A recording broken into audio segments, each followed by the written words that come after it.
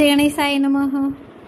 તો શિવજીની ભક્તિ કરતાં કરતાં આજે આપણે શિવભક્ત વિદુરની કથા તરફ આગળ વધી રહ્યા છીએ.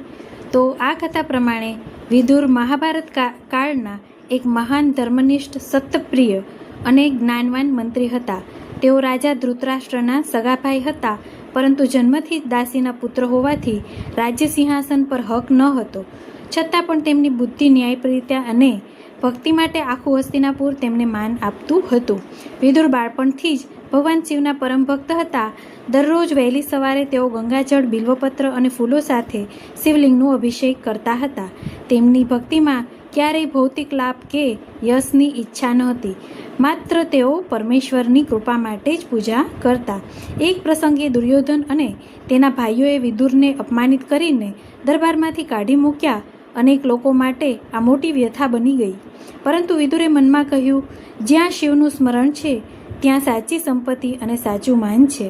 રાજ સિંહાસન કે દરબાર વગર પણ હું ધન્ય છું, કારણ કે મારી પાસે તો શિવજી છે.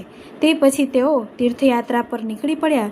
જ્યાં જ્યાં ગયા ત્યાં ભગવાન શિવના મંદિરોમાં જઈને કલાકો સુધી જાપ અને ધ્યાન કરતા. કહેવામાં આવે છે કે કાશી વિશ્વનાથ મંદિરે તેમની ઉપાસનાથી શિવજી અત્યંત પ્રસન્ન થયા અને સ્વપ્નમાં દર્શન આપ્યા અને ભગવાને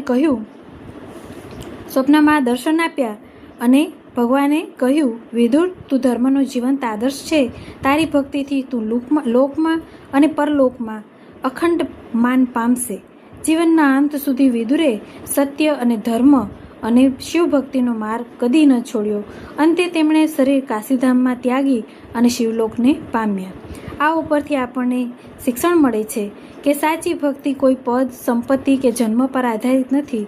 શુદ્ધ હૃદય અને અડગ શ્રદ્ધાથી ભગવાન શિવ દરેકને પોતાનો સ્વીકાર કરે છે. તો આ હતી આજની કથા. હર હર મહાદેવ.